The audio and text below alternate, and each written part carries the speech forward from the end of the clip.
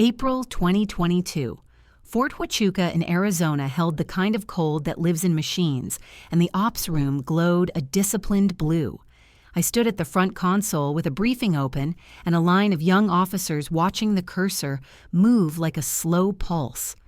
I kept my voice even as I walked them through link analysis and signal jitter, how a fraction of delay can mark a hidden rider inside traffic that swears it is clean. Then the door opened. Colonel Travis Holbrook came in with that practiced smile that weighs a person before it greets them. He did not look at the data wall. He looked at me. He rolled a pen between his fingers and said, "Relax, Keaton. You are here for PR anyway. You make the ops room look better." Laughter cracked across the row like dry brush. I let it pass through me and set the briefing aside. "Understood, sir," I said, and I walked back to my station.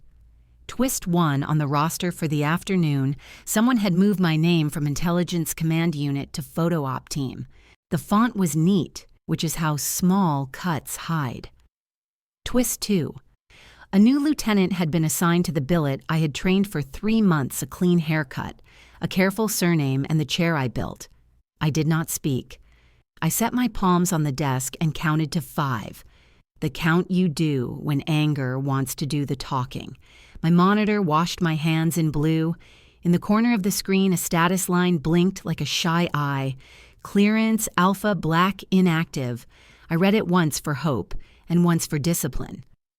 Silence is not surrender. I told myself it is audience.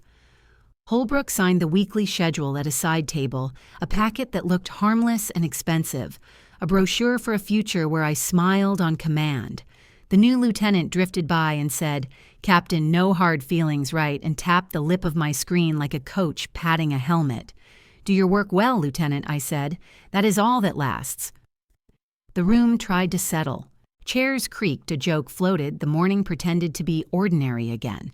I opened a routine log review that no one would notice, and I noted every access and handoff, the small prints that make a day real. The air shifted a degree cooler the way desert weather turns without warning. My console flashed at the edge of vision, once then again a small red pulse. The cursor paused as if listening. A line of text wrote itself across the top bar with authority. Alpha Black Activation Subject, Keaton, M Climax. The room stilled. The laughter stopped mid-breath. The lead tech raised his head as if he had heard a tone only dogs hear. My station unlocked drawers that had waited in silence. Functions that live behind glass slid into reach. A credential pane opened in a clean square authority stated without adjectives. Holbrook kept signing for 1 stubborn second, then he looked up and followed the red attention light to my bay. Our eyes met and I let him see nothing except steadiness. I did not curl my hands. I did not move my mouth. I let the system speak. The activation carried an audit on its back. It spread along the network map with certainty. The young officers watched the pane on my screen the way people watch a door open. Twist 3. My credentials stepped over barriers that other desks could not see, and the bay cameras recorded Holbrook looking at my screen before he looked at the floor. I felt no triumph and no heat, only the simple return of weight to a table that had been tilting. Procedure took the chair. The map redrew itself into an overlay for priority counterintelligence.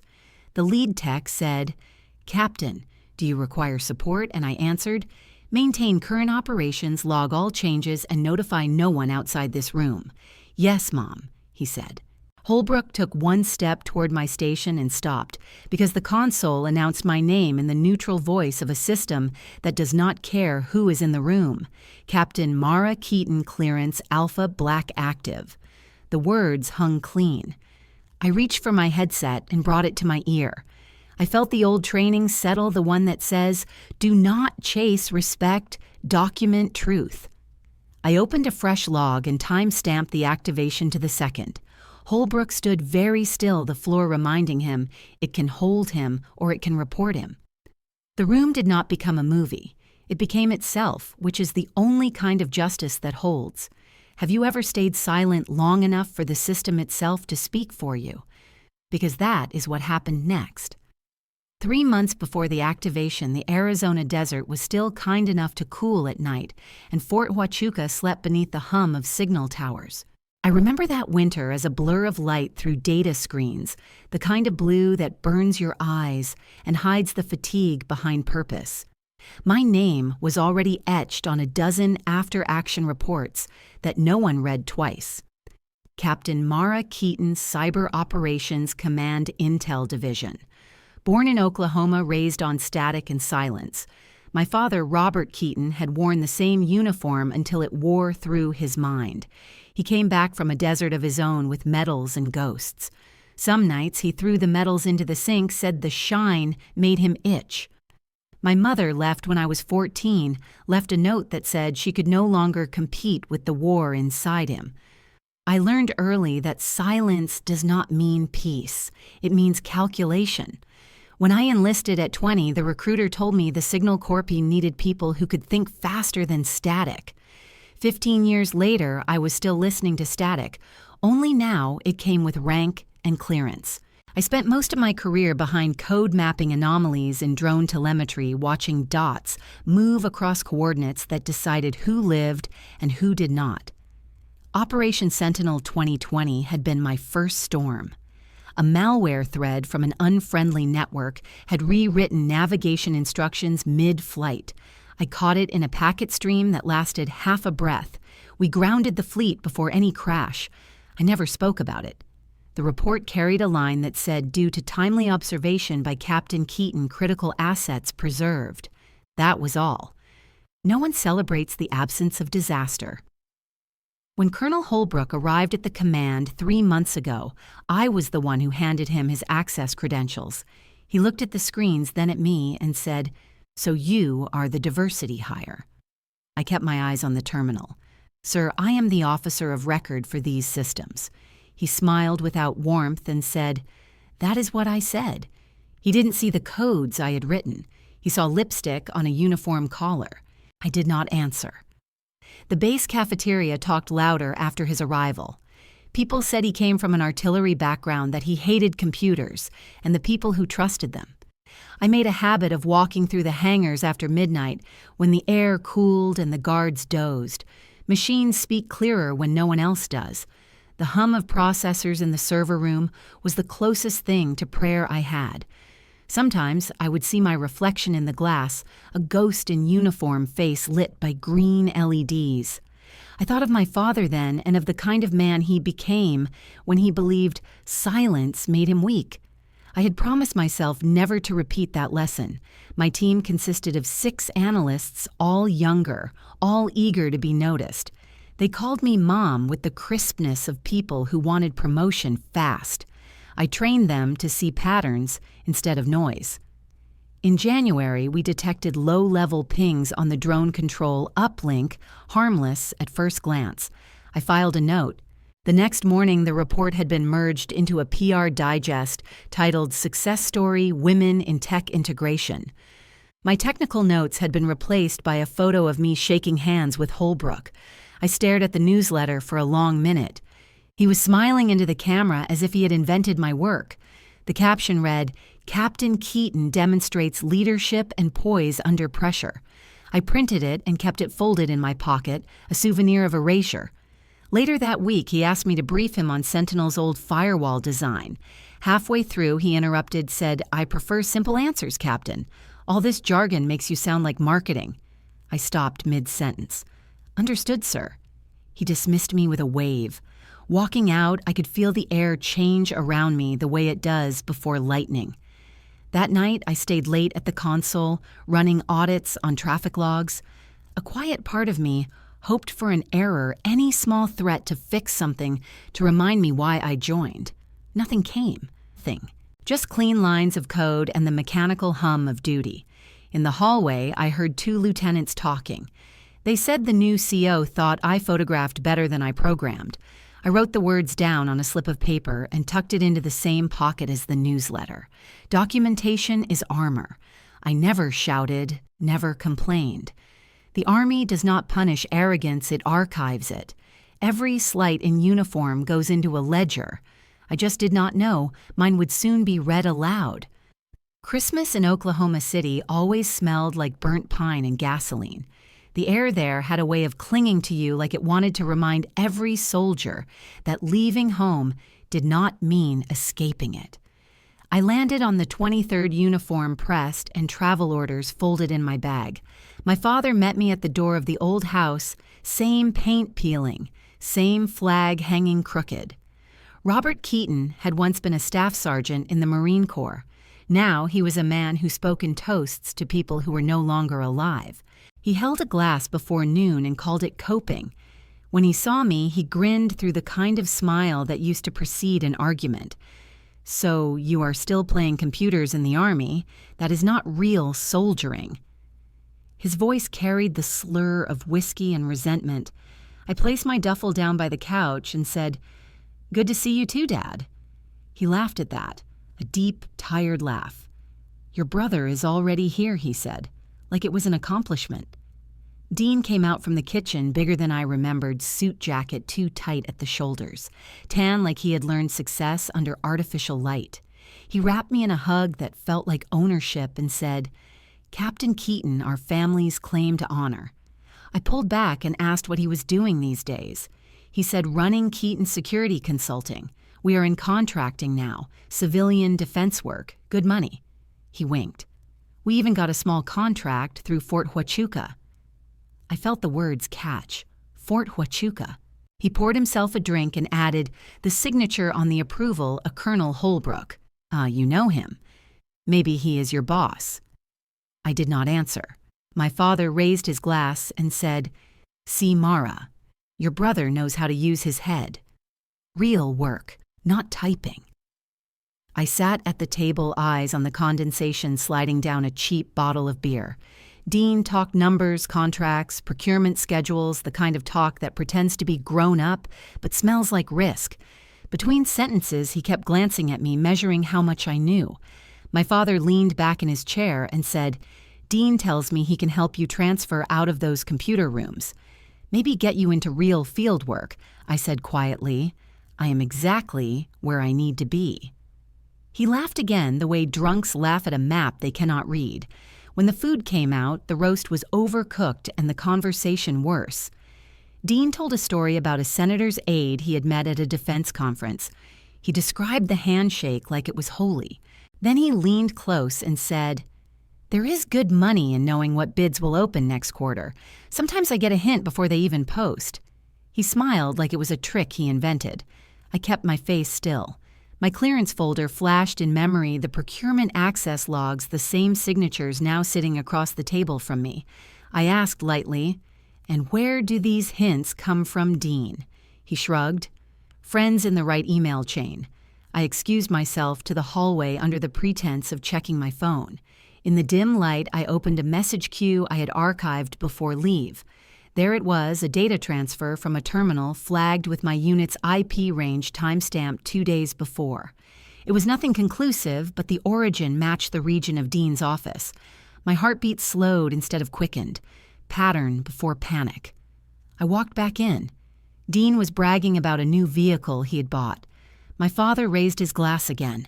"Do not be jealous, your brother is actually useful." I looked at him. The man who had once told me that discipline was love now used it as a weapon. The words felt like they belonged to someone else. I finished the beer and stood. "One day, Dad, you will realize silence is the deadliest rank I hold." He waved his hand, dismissing it as another riddle from the daughter who lived inside screens. Dean laughed too loudly. I took my coat and stepped out into the cold. The neighborhood was quiet except for a television glow behind curtains. The sky had the faint orange tint of city snow that would never arrive. I walked to the end of the block and breathed until the air no longer smelled like home. There was a truth I could not say aloud. My family had become a mirror of the system I served, loud men mistaking noise for power. I thought of Holbrook's smile of the contracts Dean bragged about and felt the slow alignment of puzzle pieces I had not wanted to see. I took out my phone and typed a note into a secure folder. Keaton Security Consulting. Holbrook. Possible leak. To be verified after return to base. I did not send it. Not yet. The screen dimmed, reflecting a face that looked more like a soldier than a daughter. I whispered to no one. Every ledger starts with one line. Behind me, the house windows glowed a warm trap. I turned away and walked toward the sound of distant traffic. Each step counted like code execution. If you have ever been mocked by the people you protect, keep watching, because I did not stay quiet for long. When I returned to Fort Huachuca in early January, the desert had turned from gold to ash. The wind carried dust across the runways and rattled the windows of the Intel division like a quiet warning. My badge beeped twice when I entered the command center, a signal I had never heard before. The monitor flashed a small notification beside my profile. Clearance upgrade pending. I stared at the screen longer than I should have. It meant someone somewhere had nominated me for higher access. It also meant scrutiny. In this place, promotion always came wrapped in danger. I logged in and saw the same familiar grid of data streams, each one clean and humming. Routine can be comforting when you have spent years learning that quiet only lasts a few minutes at a time. Colonel Holbrook was already in the conference room when I walked in. He had that same casual arrogance, the posture of a man who believed he owned the air between words. The junior officers around the table straightened as he spoke. She is good with press kits and PowerPoints. Leave the classified ops to real combat vets. The line landed with easy laughter. I kept my face still, fingers on the tablet in front of me. One of the lieutenants avoided my eyes. Another smirked. Holbrook looked pleased with himself. He did not know I had spent a decade tracking threats he could not spell. The meeting rolled on talk of routine maintenance and logistics. My name appeared only once in the minutes next to the words Public Liaison Coordination. When it ended, I gathered my notes and left before anyone could offer the empty sympathy that stings worse than insult. In my office, the light from the monitors made everything sharp and unreal. I scrolled through incoming messages. Most were procedural, a few from logistics. Then one flagged message appeared in the encrypted queue sender, identified as Staff Engineer Paul Mendoza, Systems Maintenance. The subject line read, Data Integrity Anomaly. The attachment was a packet trace report showing external queries hitting our procurement database. The origin IP was masked through layers of proxies, but the root header carried a location code, Oklahoma City. My stomach tightened. I opened the raw file and ran the decryption script again. The IP resolved to a commercial domain registered under Keaton Security Consulting, my brother's company. For a long minute, I did not move. The hum of the console filled the space where disbelief should have been. Mendoza had written a single note at the bottom of the report. Mom, this may be a coincidence, but I thought you should see it. I saved the file to an offline drive and went straight to the secure reporting channel. The interface asked for classification level. I entered restricted counter intel and attached the packet log metadata intact. My summary was factual, no emotion. Possible unauthorized access from civilian contractor associated with active military personnel. Request verification. I sent it through the chain and waited. Hours passed. At sunset, the base lights came on, flooding the tarmac in sterile white. I checked my inbox. One response, forwarded to higher clearance. No action required at this time. That was all. The kind of bureaucratic silence that kills momentum by design. I sat back in the chair and stared at the dark window. My reflection looked detached, almost artificial. In the glass, I could see Holbrook's smirk replaying his easy dismissal. I opened my personnel file from the internal system, something I had not done in years. There was the record of service commendations evaluations. I scrolled to the most recent entry signed by Holbrook himself. Observation overly compliant demeanor, limited leadership projection. The words blurred for a moment before settling into sharp focus. Compliance. It was the word they gave women who followed orders too cleanly to be threatening. Leadership projection was what they gave men who disobeyed orders loudly enough to be noticed. My chest felt hollow. I closed the file, reopened the data report, and read it again. Every byte was a map of betrayal that no one wanted to see. I wrote a note on paper, something I could fold and keep. Evidence chain begins. Keaton Security Consulting, Holbrook, conflict. The paper fit perfectly in the same pocket where I had once kept the newsletter with his smiling face. Different souvenir, same story. I walked the corridor back toward the command room. The night crew was filtering in their laughter, echoing faintly. No one noticed me. That was fine. Ghosts move freely in uniform. At my console, I began cross-referencing the procurement access logs from the past 6 months. 2 other civilian contractors had pinged similar endpoints. Both had indirect ties to Dean's network. The pattern was small but clean, like the beginning of a fracture line. I documented each timestamp, exported the results to encrypted storage, and left a single message in my private log. No one is watching. So I will. Around midnight, Holbrook passed through the control room, probably on his way to the officers' lounge. He paused when he saw me. "You still here, Captain Keaton?" I looked up. "Yes, sir, just finishing system checks." He chuckled. "Always thorough." I nodded once. "Thorough keeps us alive." He raised an eyebrow, maybe caught a tone he did not expect. He walked away without another word. I waited until his footsteps faded before closing the terminal. The screen went dark, leaving only the glow of the power indicator, a small pulse like a heartbeat. In that moment, the quiet inside me shifted. It was not patience anymore. It was something colder, heavier, precise. They saw compliance. I was building a case file.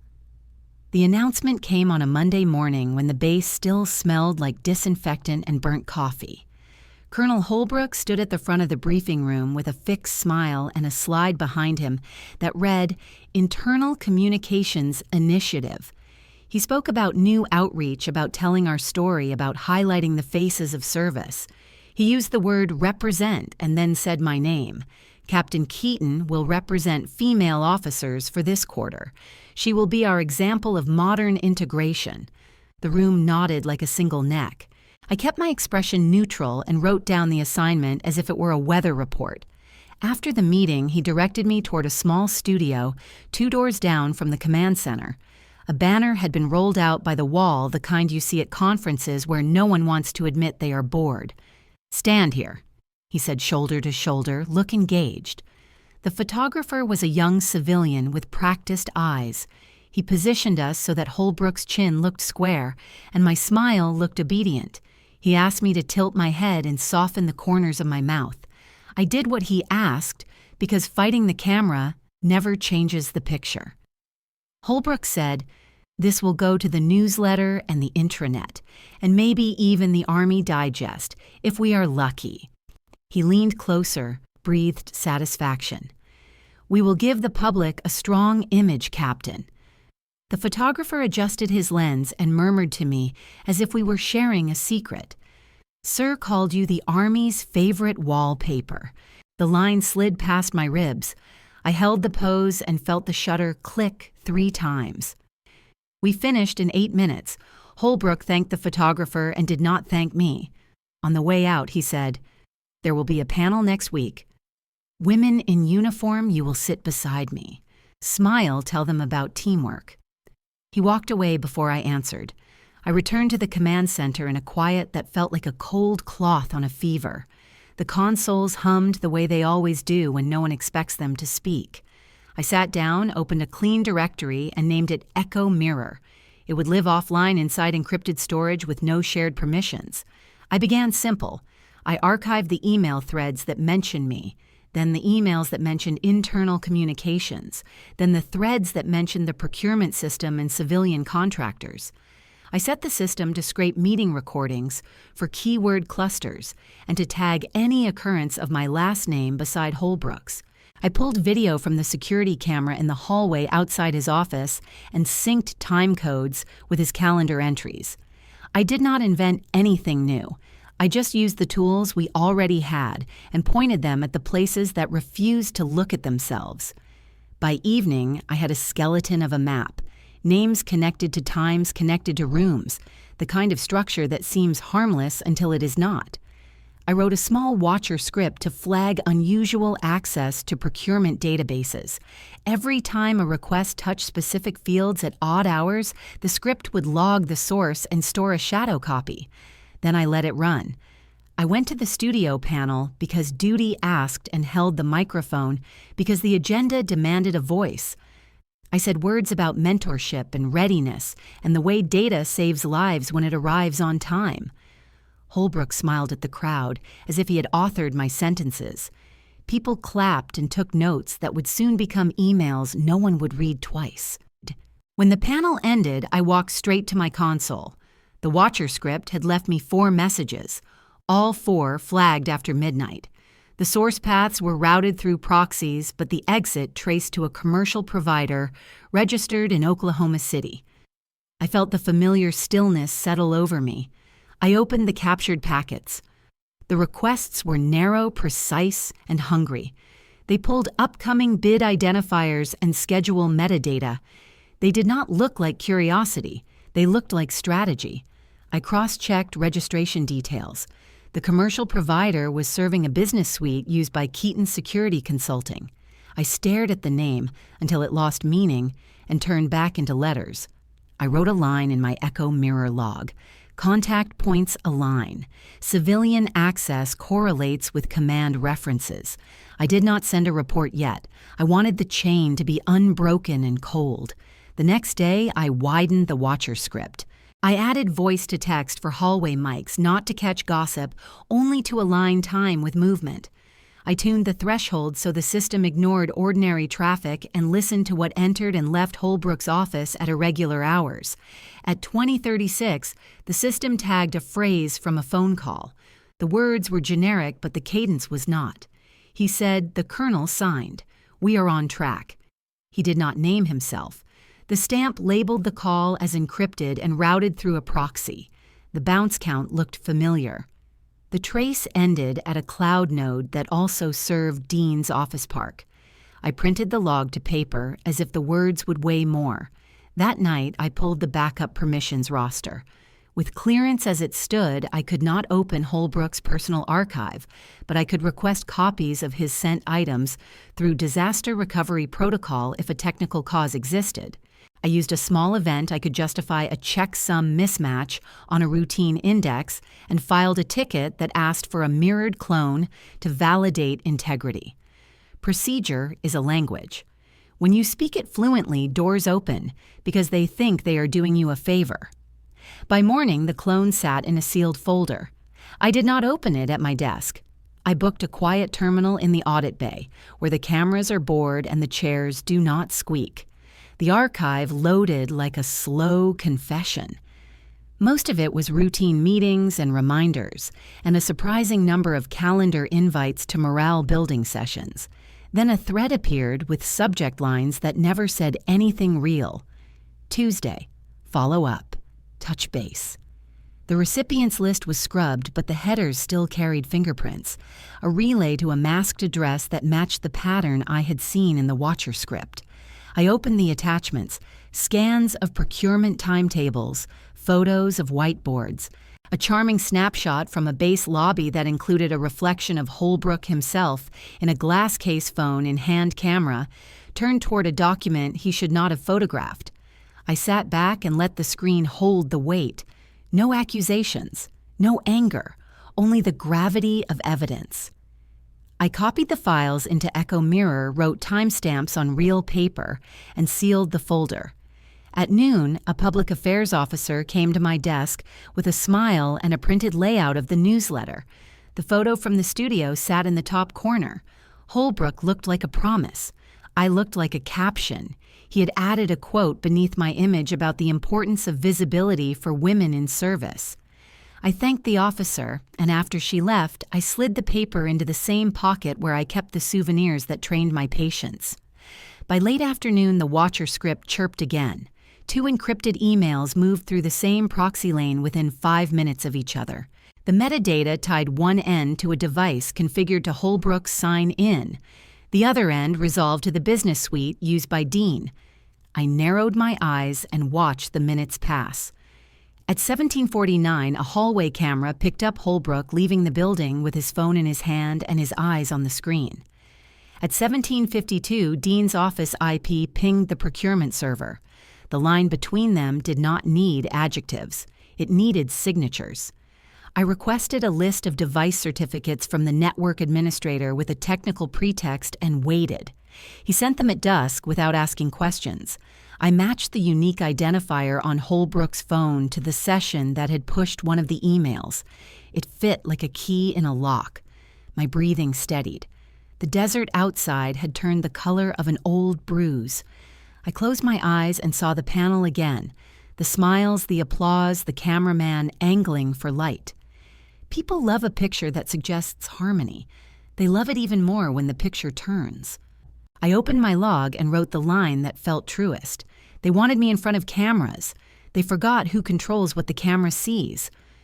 The morning the clearance came through began like every other one, quiet and deliberate. The hum of servers filled the command room, that steady mechanical breathing that sounds like trust. My screen blinked once, and a notification appeared in the upper corner, a small silver badge icon. Clearance Alpha Black. Effective immediately. My stomach tightened. The designation was rare, an emergency counterintelligence access code used only when chain of command required bypass for national risk. It meant someone far above Holbrook had moved my name into a list that was short and dangerous.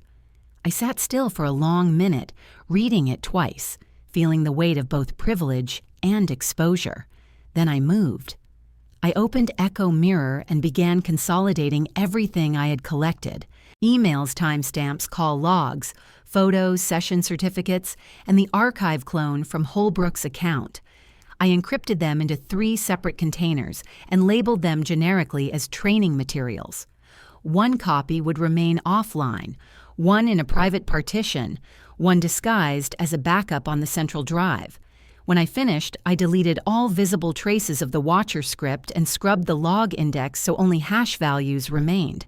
If anyone searched, they would find patterns too clean to be human. At noon, Holbrook called me to his office. He leaned against the edge of his desk, smiling the way people do before they insult you. "Captain, you are efficient," he said. "But remember, this is real warfare, not spreadsheets." I looked at the framed commendations behind him, half of them signed by men who had never fired a weapon. "Yes, sir," I said evenly, "and I prefer to fight clean." His eyes narrowed, a flicker of irritation breaking through his confidence. "You should learn to relax, Captain. You work for me, not the other way around." I nodded once. "Of course, sir." He dismissed me with a wave, already returning to his phone. Outside the door, I let the air leave my lungs slowly. The hallway lights buzzed sterile and white. I walked back to my console.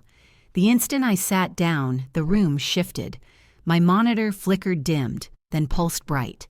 A single line of text appeared in bold font across the top of the display. "Alpha Black activation confirmed, source Pentagon." The background light changed from blue to red. Every console in the command center paused for half a second, an inhale of code before the hum resumed. The activation meant an automated sweep had begun. It was no longer mine. It belonged to the system. I watched as the terminal logs started scrolling faster than I could read.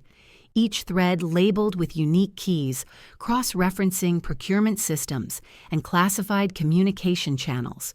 My Watcher script, now dormant, had been absorbed into something larger, something colder. It was scanning without bias. At 1427, the first alert flashed. Unsecured communication chain detected. Sender Holbrook C. Recipient, external contractor. The screen flagged the metadata in red. I clicked once, opened the payload headers, and saw the domain Keaton Security Consulting. My brother's name now written inside an official breach report. The system did not care about siblings. It cared about sequence. The console mapped connections, tracing how data moved through encrypted tunnels. Each path ended where I already knew it would, at a server in Oklahoma City with a familiar digital fingerprint. I leaned back, my hands steady on the armrest. Around me, the others worked, unaware that their colonel's name had just turned radioactive. The red alerts multiplied, each one feeding into a containment protocol. Emails, attachments, voice files. The sweep was absolute. Every message between Holbrook and Dean marked classified breach. I did not smile. I did not speak. The data spoke for me. I checked the system clock. 14:43. It was moving faster than any human investigator could follow. I walked to the observation window. The desert outside looked pale in empty sunlight, harsh enough to erase shadows. Behind the glass, my reflection looked composed, maybe even calm, but my chest was heavy with a mix of grief and vindication. Holbrook had mocked the invisible work. Now the invisible was writing his obituary in real time. A notification chimed softly. The Pentagon verification server had completed its sync. The Counter-Intel Division had received the flag report and opened an investigation under emergency protocol. The case ID already existed. I was not the whistleblower. I was just the origin point. The difference matters. I closed the console and walked to the water dispenser, poured a cup, and took a slow sip. Across the room, Holbrook stood near the main console, frowning at his frozen screen. His voice carried across the room. "What is this interference who authorized the scan?" No one answered. He turned toward me, eyes sharp. "Keaton, do you know about this?" I met his gaze without blinking. "No, sir. Just another system check." He muttered something and left for his office, the door closing harder than necessary. The hum resumed. I finished the water and returned to my desk. The red glow on my monitor softened, shifting back to blue. The message at the top remained, Alpha Black Active. Beneath it, a smaller line appeared, Integrity maintained, breach contained. My fingers hovered over the keyboard. There was nothing left to do but let the system complete its cycle. Evidence was no longer in my hands. It was inside the architecture, immutable, time-stamped, waiting for auditors who would not need my testimony. I leaned forward and whispered to the quiet room. The system does not take sides. It just reacts to data. And that is what I gave it. The audit arrived without a drum roll. At 0700, the base loudspeakers carried a neutral announcement that all command-level workstations would undergo a scheduled integrity review. No date had been posted on the calendar, and no one had sent a courtesy email. The message sounded like weather rather than weather warning, which is how real oversight enters a place trained to ignore storms until the roof lifts. By 07:15, 2 inspectors in plain suits were signing the access register outside the command center. Their badges read Department of Defense Office of Inspector General. The enlisted at the desk sat a little straighter. The morning air felt thinner. Colonel Holbrook swept in at 07:30 and asked why the consoles were in diagnostic mode. A technician answered with the kind of careful politeness that avoids blame. "System-wide audit, sir." Holbrook frowned as if the word itself had insulted him. "On whose authority?" The technician pointed to the notice on the screen. Pentagon Verification Server. Holbrook stared at the header long enough to understand what it meant. Someone above him had requested a view of the house he believed he owned. He turned to me as if the audit had chosen my face. "Captain Keaton, did you request this?" I said, "No, sir. Audits do not ask me for permission." He did not like the answer. He said, "Everyone to the briefing room, now." Inside, the inspectors waited with laptops already open. The lead introduced herself without standing. "Good morning. We are here to review procurement access protocols and command communications. This is a standard process. Cooperation is expected." She said standard the way a surgeon says routine before an incision. Holbrook tried to regain the room by listing his priorities for the day. She let him finish, then asked for his workstation and mobile device. He stalled a fraction, then handed them over as if he were lending out a personal relic. One inspector left with the devices, and the other asked for the officer of record for cyber operations. I raised my hand. The inspector looked at me with a kind of calm recognition that made the room feel smaller. "Captain Keaton, we will need your logs and any integrity checks executed in the last quarter." I had anticipated that sentence for months. My chain of evidence was already sealed. I passed a drive across the table with a printed index. The pages were crisp and unadorned, timestamps like vertebrae. The inspector paged through the list and nodded once a nod that measured weight more than favor. Holbrook leaned forward, voice warm with practiced disappointment. Captain Keaton is a fine public liaison, but she is not the lead on classified operations. The inspector did not look up. She asked, "Do you have a separate officer of record?" Holbrook hesitated.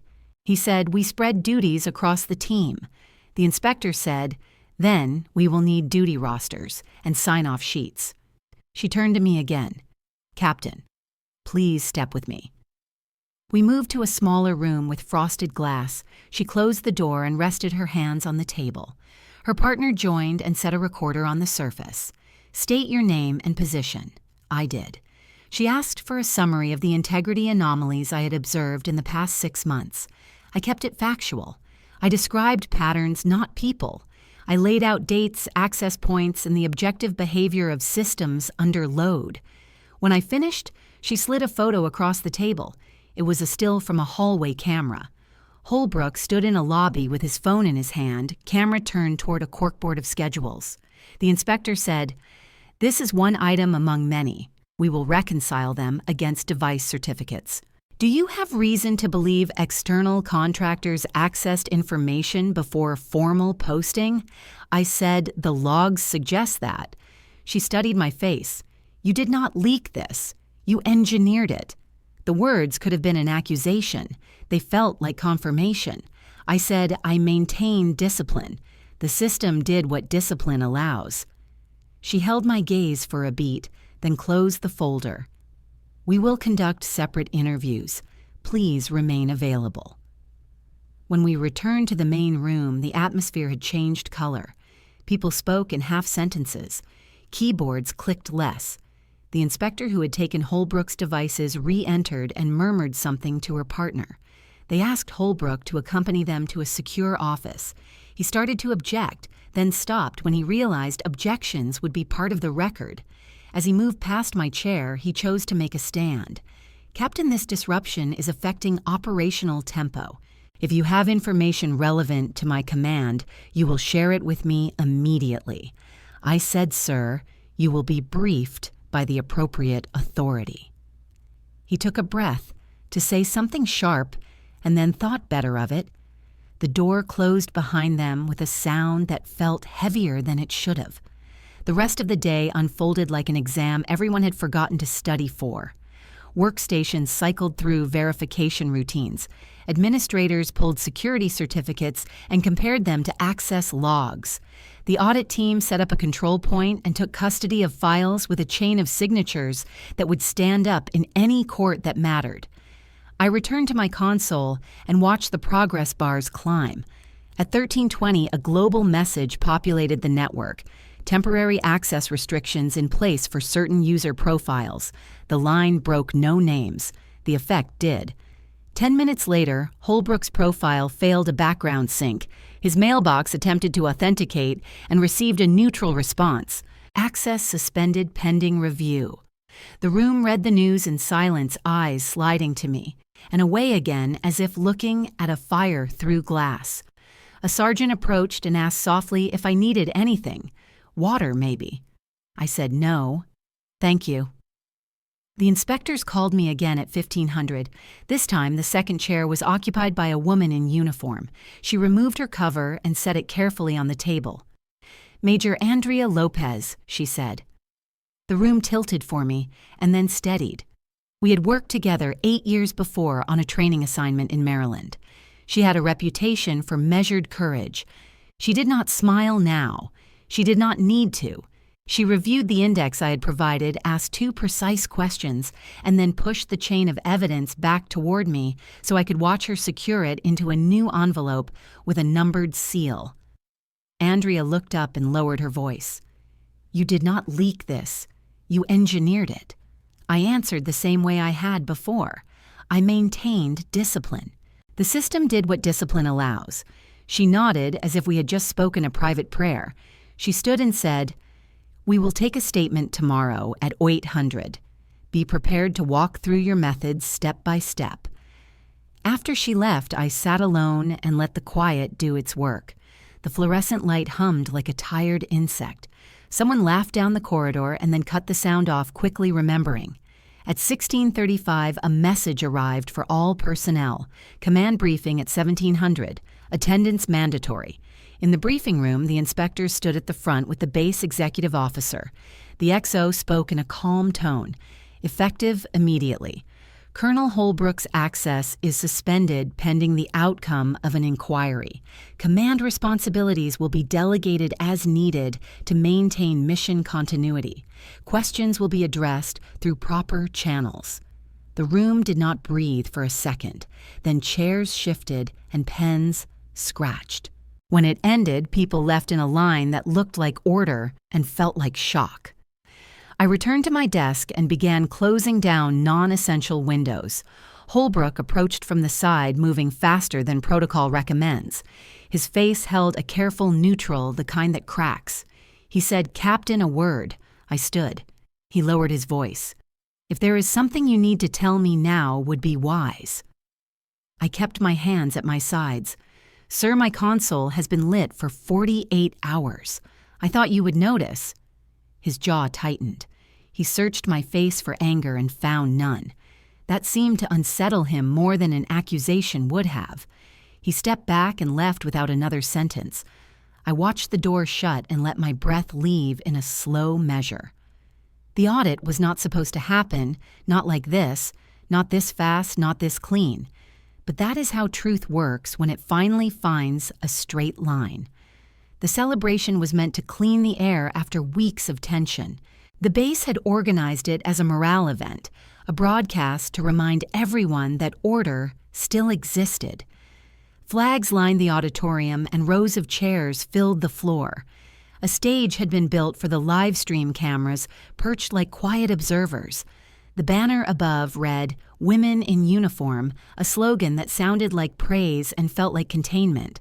Holbrook was back uninvited but present, walking as if suspension were a rumor he could outpace. His posture carried the memory of authority, chin-high eyes, scanning for submission. I had been assigned to stand beside him for the broadcast. The public affairs team said it was important for optics. The audience included local press base staff and hundreds watching through the internal feed. I could feel the electricity of pretense in the air. He leaned toward me before the lights came up and whispered, "Try to look like you are enjoying this, Captain." I answered softly, "Always do, sir." The event began with a brass band prelude, followed by a speech from the base executive officer about resilience and cooperation. Cameras moved in arcs, panning across faces, rehearsed for loyalty. When it was Holbrook's turn, he walked to the podium with his signature half-smile, the one he had practiced in every photo op. The teleprompter scrolled lines about unity, integrity, and leadership. Behind him, the screen displayed a loop of base imagery training exercises, drone footage, and smiling officers. I stood slightly behind and to the left, the picture of compliance. He spoke for 7 minutes, a performance polished by habit. Then, without warning, the screen behind him glitched. The base logo froze, flickered, and dissolved into static. The sound system popped. A single frame appeared, black and white, time-stamped. It was a photo from a base lobby, Holbrook holding his phone camera pointed at a bulletin board. The next frame showed an email thread sender, Holbrook C. recipient, Dean Keaton. Subject, follow up. The room inhaled collectively. Words began scrolling across the screen, not from the teleprompter, but from the automated sync system tied to the network. Each message appeared like evidence unrolling itself. Payment schedule, early access to bid data, approval confirmation, my brother's name visible in every thread. The projector light caught Holbrook's profile. His face turned pale, then hard. He turned toward the technicians, gesturing sharply, but the system did not respond. The feed was live broadcasting across the internal network to every department and remote station. Someone in the back shouted to cut the stream. The executive officer fumbled with his microphone. The technicians pulled cables. The feed resisted like a heartbeat refusing to stop. The system was not malfunctioning. It was executing a protocol, Alpha Black Automatic Sync for corrupt connections. The footage continued for 20 more seconds, enough for every eye in the room to see the alignment of names, times, and access points. Then the screen went dark. Silence flooded the hall. The only sound was the faint whir of cooling fans. Holbrook gripped the podium, trying to regain control. He said into the microphone, "There appears to be a technical issue. We will resume shortly." His voice cracked. No one believed the performance anymore. The audience began to murmur low, at first, then louder, fragments of disbelief rising through the crowd. The internal chat feed exploded with messages. Screens across the base repeated what had just played. Within minutes, copies spread through inboxes, screenshots archived by people who knew how fast digital ghosts travel. The event ended without ceremony. Holbrook stepped off the stage, face locked in fury. He pointed at me and said, "My office. Now."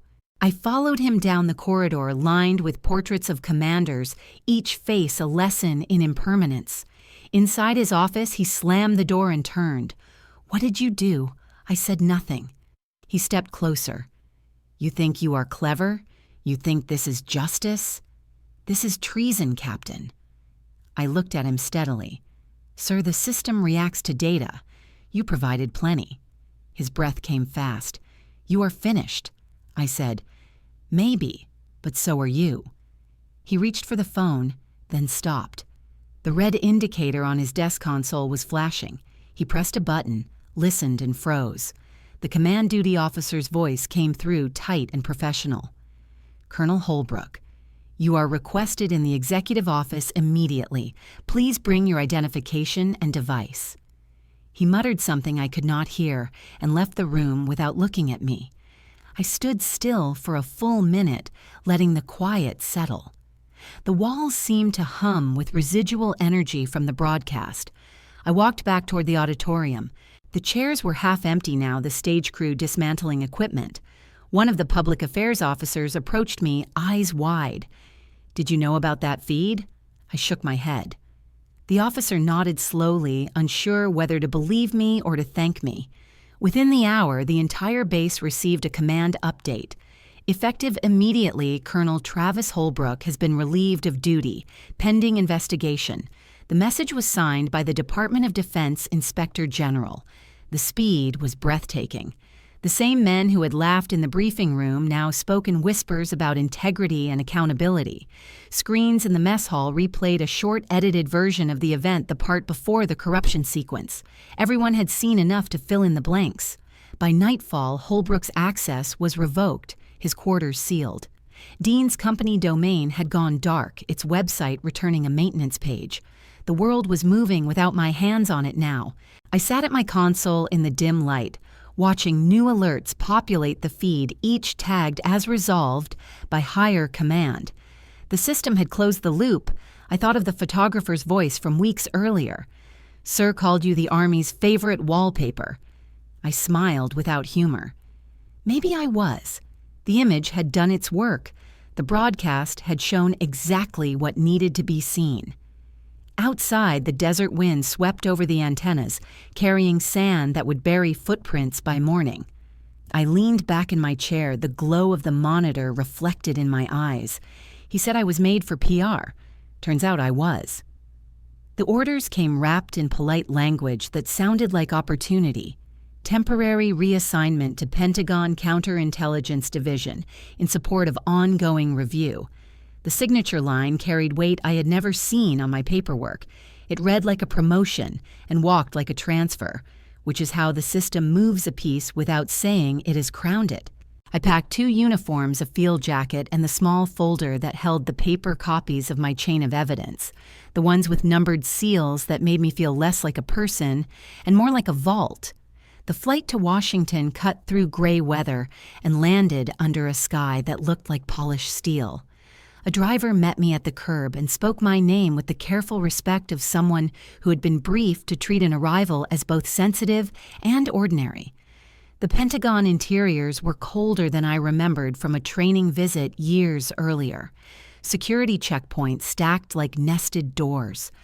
I moved through them with the quiet familiarity of a person who has learned to exist without asking the room to approve.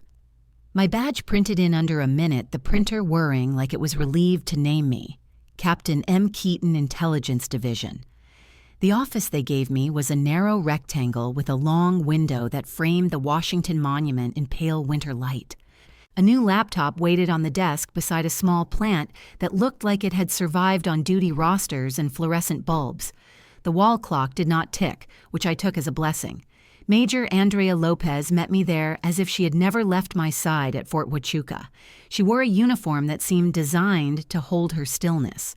She set a stack of briefings down and said, "Welcome to the quiet part of the storm." I asked what the immediate tasks were.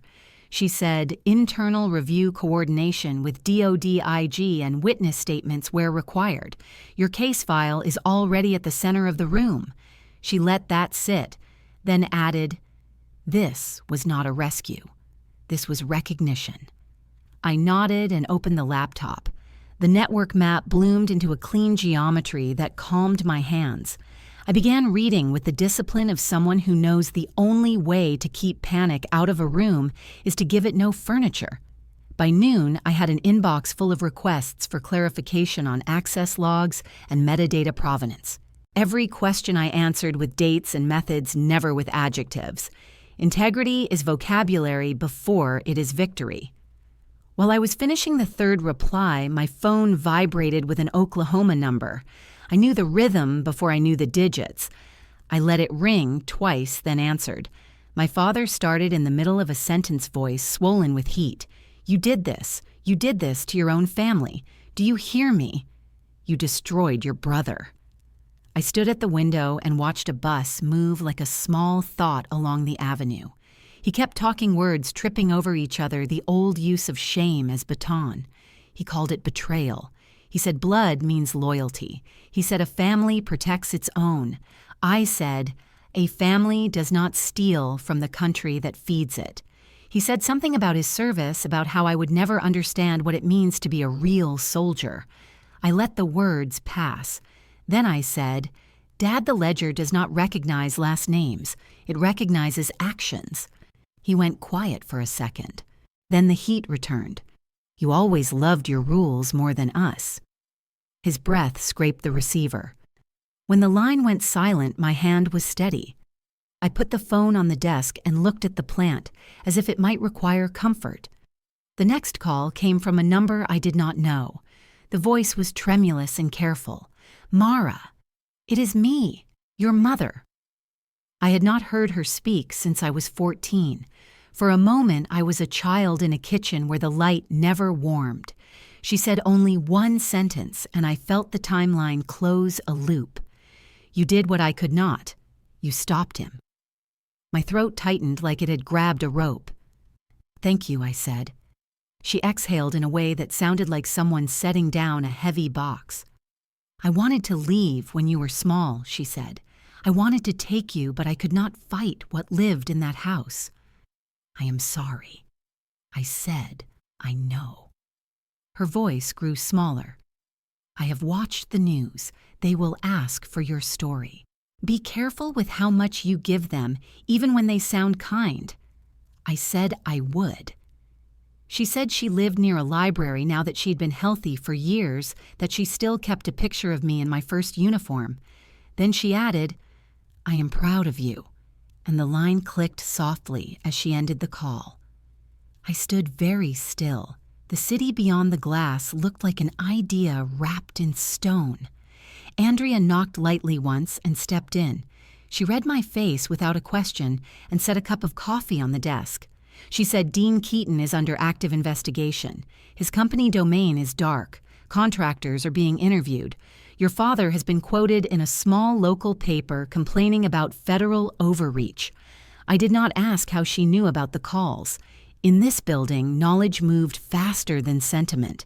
She changed the subject the way professionals do when they like you. "The reassignment is temporary," she said. "It comes with a badge that will open rooms you have not seen before. Use them well. Do not linger in them." I nodded. When she left, I opened the shade another inch and let the light climb the edge of my desk until it reached the nameplate and broke into pieces on the engraved letters. Captain M. Keaton, Intelligence Division. The afternoon was an orderly march of documents and debriefs. I walked into conference rooms that smelled like paper and deliberation. I spoke into recorders that had heard better stories told worse. I kept my answers clean. Evidence is a tone as much as a substance. Between meetings, I read through the latest operational memos. Holbrook had been formally relieved and notified of a pending article review. The summary did not use dramatic words. It did not need them. Facts rarely ask for applause. Dean's company had been shuttered pending charges for fraud and improper access. Employees were moving boxes out of an office park room with a view of a parking lot. I imagined him directing the exit like a man staging dignity with packing tape. At dusk, the city lights came on one by one like a controlled burn. The office quieted to the polite murmur of keyboards and shoes on carpet. I closed the last file and allowed myself a moment to feel the contour of the day. Relief had never been a friend of mine. It evaporates too quickly to be trusted. What I felt was steadier, a return to center.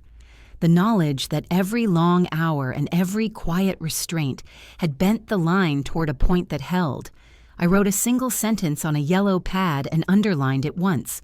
Do not confuse peace with rest. Then I put the pen away. Outside the window, a plane carved a slow arc above the river. Somewhere below, a child pointed at it, and a parent told a story about where planes go at night.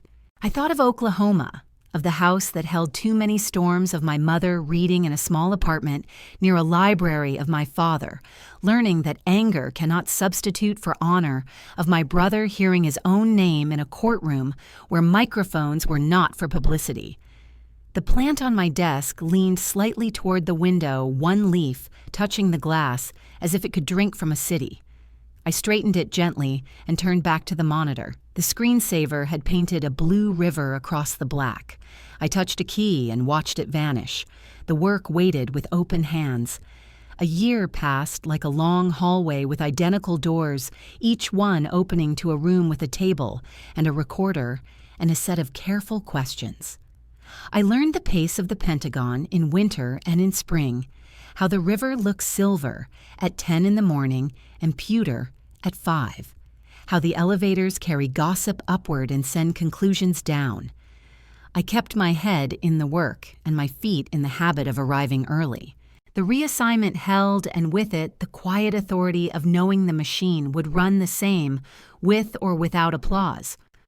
One gray afternoon, an email arrived from a civilian account with a subject line that tried too hard to be friendly. Request for meeting and professional reference. The sender was Travis Holbrook.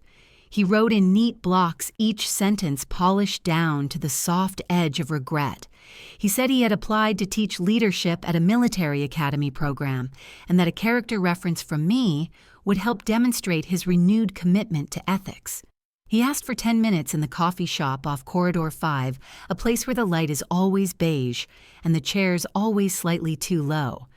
I stared at the screen until the words lost their color. Then I replied with a single line.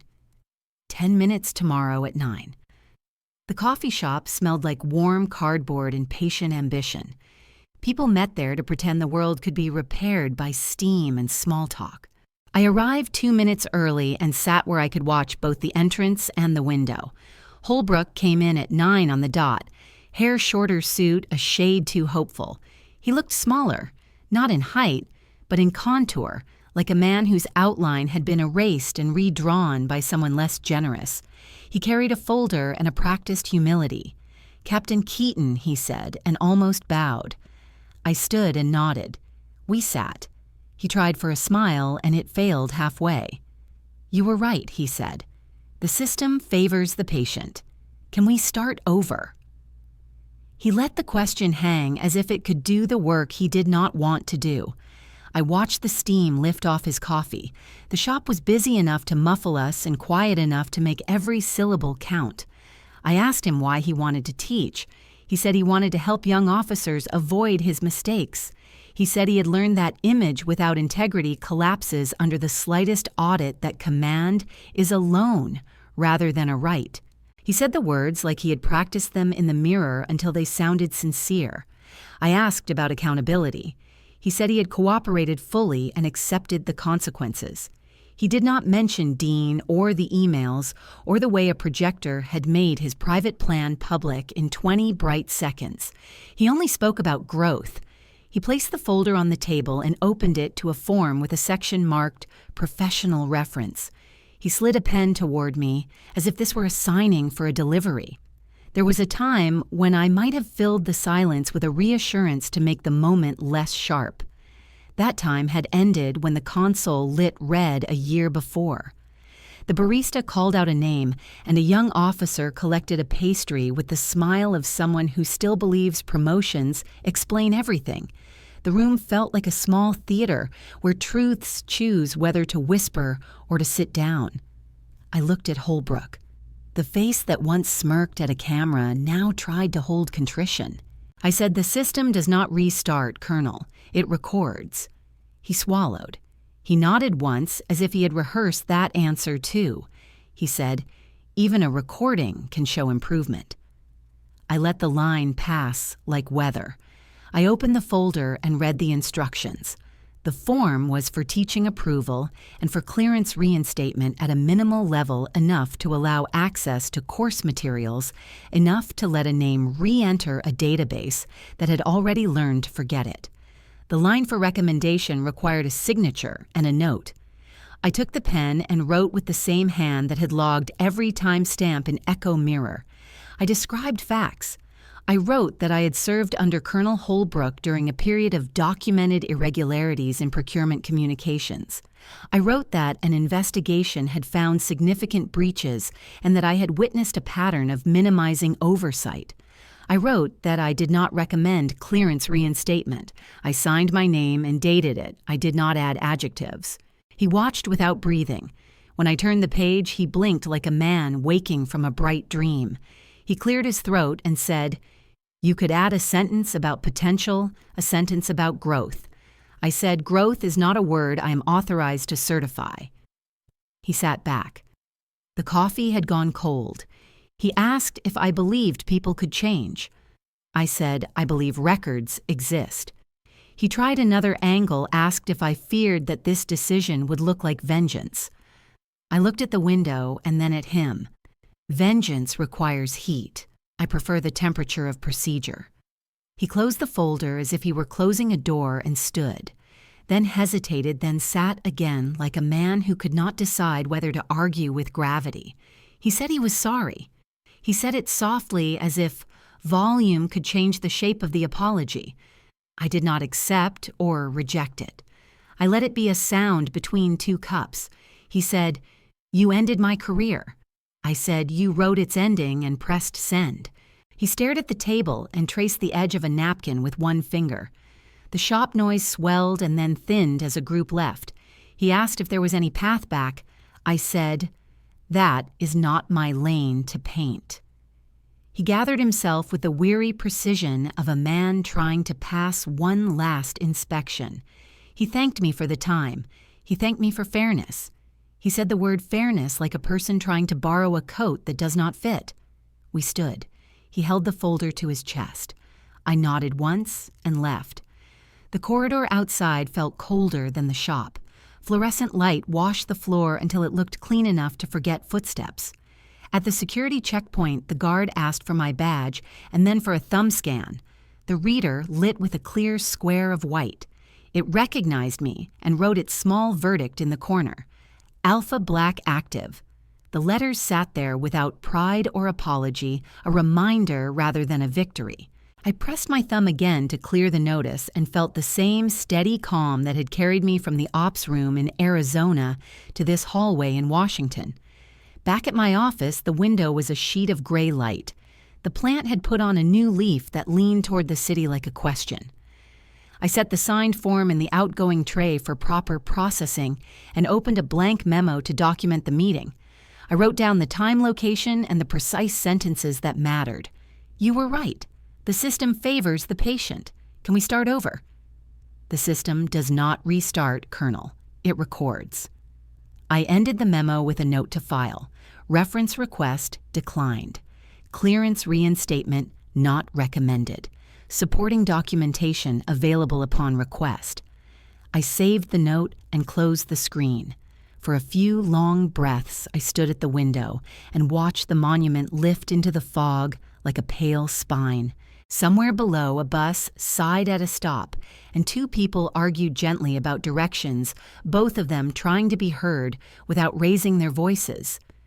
I thought about how loud my life used to be when I was trying to prove I belonged.